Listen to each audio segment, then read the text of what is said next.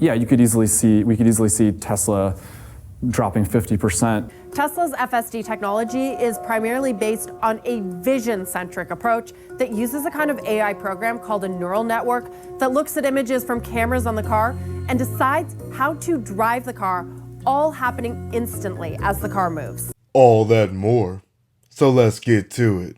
You know, you're also short Tesla, and just hearing how you lay out your investment case for Apple, you must be expecting Tesla shares to get cut in half? I mean, they're fundamentally wildly different companies, and Tesla no way is Apple. Yeah, I think there's obviously huge differences in both companies, although they do share the same sort of China risk and loss of market share in China. And yes, I think Tesla, we're short Tesla as well. And again, these are short positions that are small, 1 to 2% positions for us. But yeah, we could easily see Tesla dropping 50%. At that point, it would still be trading at a sales multiple of like 2 or 3 times. What triggers that? Is it China, or is it just the U.S. EV market never comes to fruition? With short positions with such a high valuation, I think you never know what can be the trigger. But a loss of market share as competitive car manufacturers come out with more and more EV models, and people realize that some of the promises about full self-driving and robo-taxis just always get pushed into the future. I think at any given moment that that can serve to kind of realize the gravitational pull of such a high valuation. Is Musk's kowtowing to Xi Jinping something that could potentially be a growth area, particularly because 60% of EV sales do come out of China?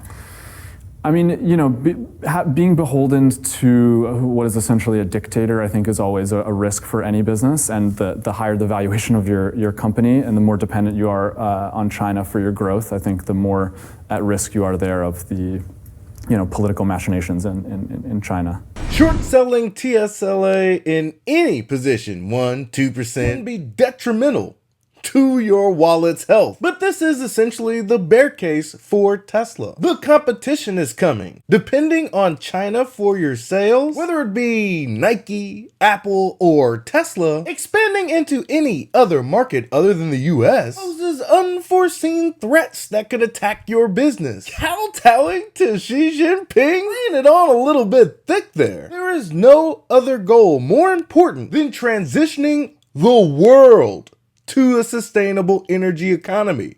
The world, Craig. And robo-taxi general autonomy will continue to get pushed out into the future until it doesn't. The level of CapEx spending that's going into solving this disastrous problem extends beyond Tesla, because as it will save countless lives into the future, yeah, there's gold in them there hills. There is vast amounts of money to be made in addition to all the lives being saved. But according to the bears and the short sellers, Tesla's just masquerading as a tech company. They have no real shot of solving autonomy. They're just a car company, right?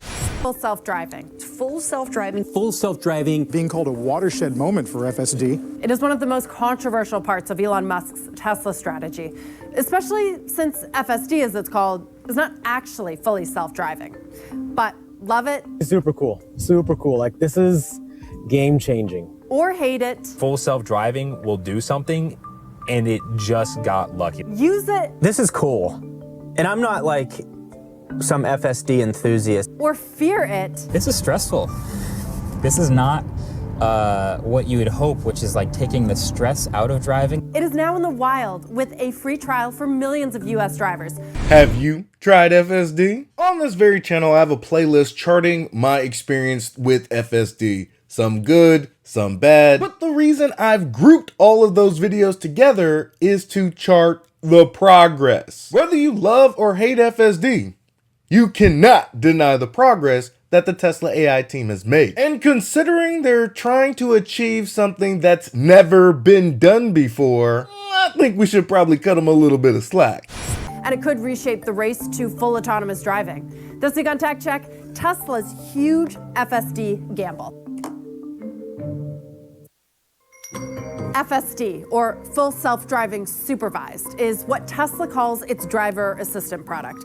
You can set a destination and the car will attempt to drive most of the way there. Imagine having a car where you just say where you want to go, and the car takes you there. Oh, I'm doing more than imagining it, Omar. For those whose mobility has been restricted for whatever reason, Tesla's efforts will be game-changing. Navigating city and residential streets, intersections and turns, plus highways. But if the name Full Self-Driving has you picturing yourself in the back seat, taking a nap, or even behind the steering wheel texting, think again. Slow your roll. Slow your roll. Oh geez, oh geez.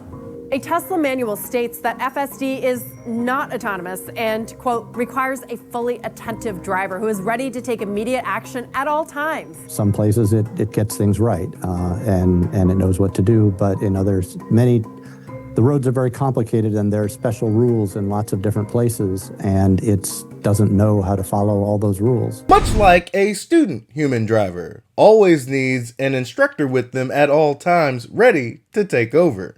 We don't expect a teenager to learn how to drive overnight. During the course of being proficient at driving, we expect it to make a few mistakes. And the National Highway Traffic Safety Administration, NHTSA, has also launched investigations into Tesla's autopilot system, including one that prompted Tesla to recall nearly all the vehicles it had ever sold. 2 million vehicles had been recalled by Tesla in December. And while the term recall is used, it was an over-the-air software update meant to address what NHTSA considered to be inadequacies in terms of how autopilot works when it comes to interacting with the driver, alerting the driver about potentially dangerous situations. They did the recall in December. The complaints haven't stopped. In fact, there's still been a flurry of complaints, and that has prompted NHTSA to now say, okay, you know what? We've closed down our investigation that was looking into autopilot that led to the recall in December. Now we're opening up a new one, looking at whether or not the recall that was put in place did the job. This is why we can't have nice things. A lack of high-quality human judgment has resulted in this, authoritarian-like supervision of my vehicle. I can't even have my phone in my lap because it knows I'm going to be looking down at it. The nags from the vehicle are quite persistent, all because some individuals on autopilot have decided that this thing has already achieved full self-driving, even though they've seen the notifications and signed on that they are in absolute control of the vehicle. Finding that the system may have contributed to at least 467 collisions, with at least 13 resulting in deaths and others in serious injuries. Mind you, that's over the life of autopilot. That's dating back damn near a decade. 467 collisions, 13 fatalities. No loss of life is acceptable, I agree, but damn, over almost a decade? And I'm gonna tell you right now, the fault of these crashes, these deaths, aren't at the feet of Tesla. I guarantee you, human error was involved. Let's compare that to the 2023 number of over 40,000 deaths on US highways alone. In a single year, people. Let's not get it twisted. Humans aren't becoming more attentive drivers, they're becoming more distracted. While Tesla's autopilot and full self-driving features are becoming more attuned and getting better every single day. I mean, with the autopilot features engaged, riding in a Tesla vehicle damn near makes you a magnitude safer than not having it engaged. I'll take the FSD driving for me all day, every day, and twice on Sunday. According to industry standards, Tesla's technology is only considered partial automation. That's level 2, with features like lane centering and adaptive cruise control, but the driver has to constantly supervise. So it wants to make sure my hand is still on the wheel, so it wants a little bit of firm pressure on the wheel every once in a while. And plenty of automakers have cars with this functionality, including General Motors, BMW, and Audi. The next step is a big leap. Level 3 technology means that you can take your hands off the wheel and your eyes off the road in certain conditions. And it's actually Mercedes that has beaten Tesla to the punch with its Drive Pilot tech, becoming the first car maker in the US to start selling a hands-free self-driving car. Once it's activated, I basically have a lot of freedom. I can kind of do anything I want in the car, provided that I stay in the seat and provided that I can kind of get a read on my face. And that you don't have any weird abnormal impromptu obstacles, you maintain yourself on the freeway. I'm here to tell you that FSD's level 2 plus is more impactful than that level 3 autonomy. That's one hell of an expensive party trick that without a shadow of a doubt can be beneficial when you're on those long road trips. And then there are the true robo-taxis, Google's Waymo and GM's Cruise, that have reached level 4, in which cars can operate completely autonomously without human intervention. Again, it's nice, but it is quite limited. I would still posit that Tesla's FSD has a more practical function than either Waymo or Cruise, despite not being level 4 autonomous. So given all the companies with more advanced technology and the regulatory hurdles that Tesla is facing, why is Wall Street, tech insiders, and many Tesla owners so excited about FSD? Oh, that's easy. Because Tesla's taking a path less traveled. One that is not a party trick and will solve for general autonomy. Data, data, and more data. It is a buttload of data. It is the essential component that any company developing autonomous driving needs to even have a chance at success. And Tesla is approaching it and gathering it in a very different way. Tesla's FSD technology is primarily based on a vision-centric approach that uses a kind of AI program called a neural network that looks at images from cameras on the car and decides how to drive the car, all happening instantly as the car moves. What? You mean the computer is actually registering images in real time and making decisions based on those images? I mean, common sense tells you that should be the approach. Not some advanced memory trick that if the maze doesn't change, the rat should be able to complete it in this amount of time. But if you change the maze, the rat shouldn't become paralyzed with fear because it doesn't know how to proceed. Adaptation, a generalized solution to the problem. It is a major departure from the system of cameras, radar, and most critically LiDARs that current leaders like Waymo and Mercedes use to develop its autonomous driving technology. Elon Musk has made his opinions about LiDAR clear. LiDAR is a fool's errand, and anyone relying on LiDAR is doomed. LiDAR is lame. Arguing they're too expensive and heavy and ultimately unnecessary. Instead, Tesla is leveraging a vast existing network of vehicles and drivers versus the hundreds of more expensive, custom, and LiDAR-saddled autonomous vehicles on the road that the likes of Waymo deploys. And when many of those Teslas are parked in driveways at night and connected to a Wi-Fi network, a ton of the data it collects gets uploaded to Tesla to, in turn, further train and improve the neural network algorithms that power its FSD system.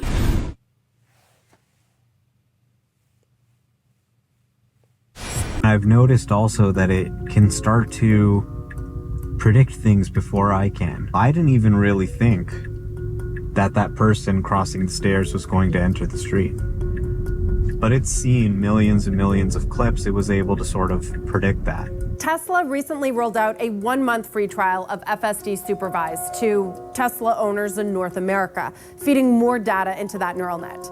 Well-known venture capitalists Brad Gerstner and Bill Gurley, they argued on a recent podcast that Tesla's unique system could deliver not just the quantity of data required, but a better quality of data as well.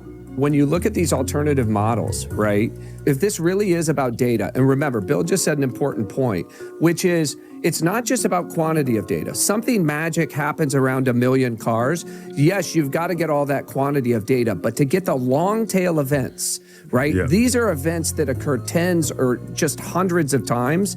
That's where you really need millions of cars. Otherwise, you don't have a statistically relevant pool. So that's the bull case. But the big gamble and the multi-billion-dollar question is still unanswered. Can Tesla develop safe, reliable autonomous driving technology by using mostly cameras and stripping out a lot of the tech that the rest of the industry sees as critical? That's it? That's not much of a gamble. They're doing it right now. But Wall Street loves Tesla's FSD, less for its technology, more for its subscription revenue potential. We've seen what's happened with auto margins coming down. They probably will come down some more with the new affordable car. But it doesn't matter if you can slap on an amazing subscription on it that gets you a higher margin. So if we can see margins overall in aggregate slowly creep up because of FSD take rate, and we're hearing already the version 12 free trial was a smashing success.